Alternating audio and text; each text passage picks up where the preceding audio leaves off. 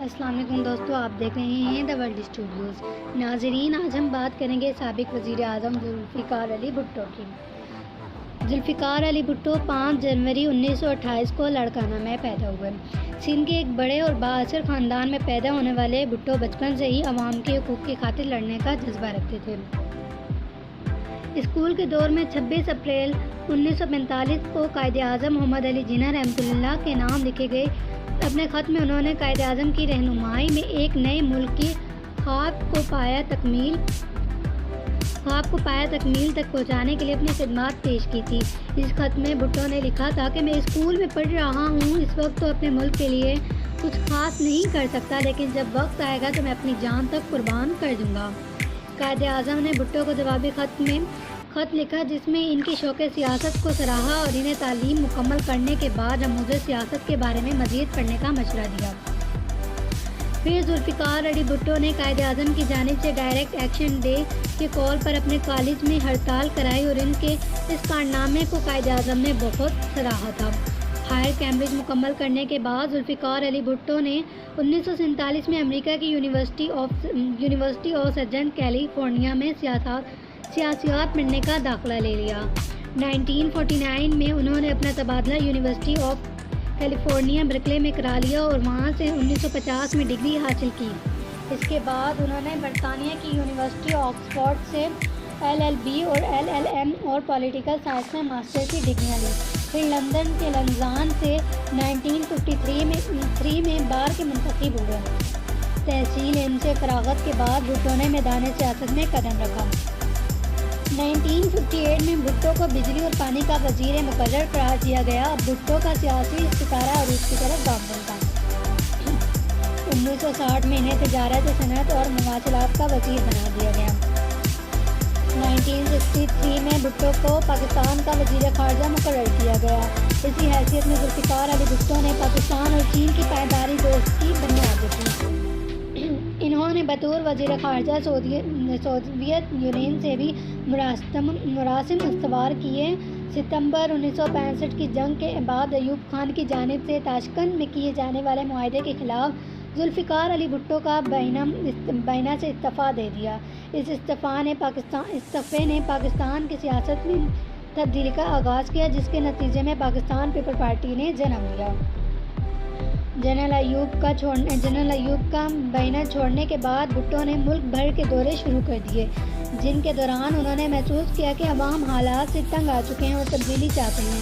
بھٹو جہاں بھی جاتے سڑکوں، گلیوں، چھتوں پر غرض ہر جگہ اور ہر طرف لوگوں کا ہجوم ہوتا، جو بھٹو کو دیکھنے اور سننے کے لیے بےتاب ہوتے تھے۔ بھٹو شعلہ بیاں مقرر تھے، خدا نے انہیں غضب کی خطیبانہ صلاحیتوں سے نوازا تھا۔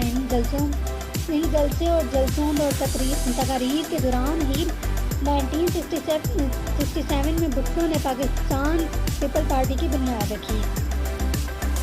اس جماعت نے بہت کم عرصے میں جو عوامی مقبولیت حاصل کی، اس کا سہرا بھٹو کے سر تھا۔ یہ انہی کی کرشماتی شخصیت کا شہر تھا کہ لاہور کے ناصر باغ میں لوگ بارش میں بھیگتے رہے اور بھٹو کا خطاب سنتے رہے۔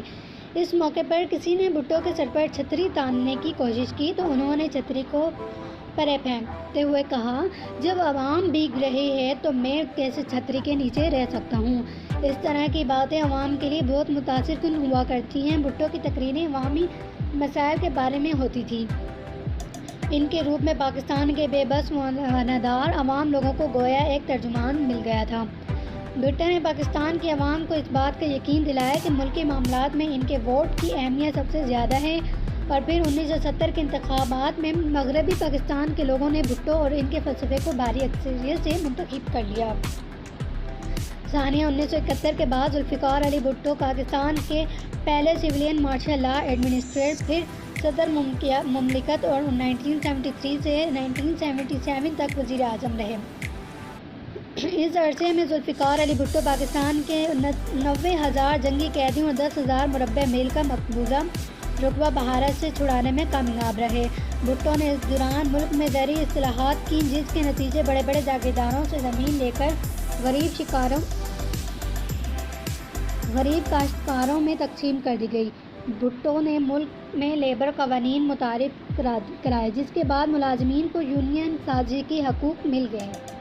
بھٹو حکومت نے بڑی بڑی صنعتوں اور اداروں کو قومی تحویل میں لے لیا۔ اس کے علاوہ بہت سے شعبوں میں ایسی بنیادی تبدیلیاں کی گئی کہ جن کی بدولت ملک میں اصلاحات کا ایسا سلسلہ چل پڑا۔ پاکستان کے لیے ذوالفقار بھٹو کی زرعی خدمات میں 1973 کا آئین دینا ایک ایسا کارنامہ ہے جس کی بدولت انہیں ہمیشہ یاد رکھا جاتا ہے۔ پاکستان کے جوہری پروگرام کے خالق طور پر بھی بھٹو خدمات کو بھی بھلایا نہ جا سکے گا۔ انہوں نے بھارتی ایٹمی تجربے کو بعد کہا تھا، ہم گھاس کھائیں گے لیکن ایٹم بم ضرور بنائیں گے۔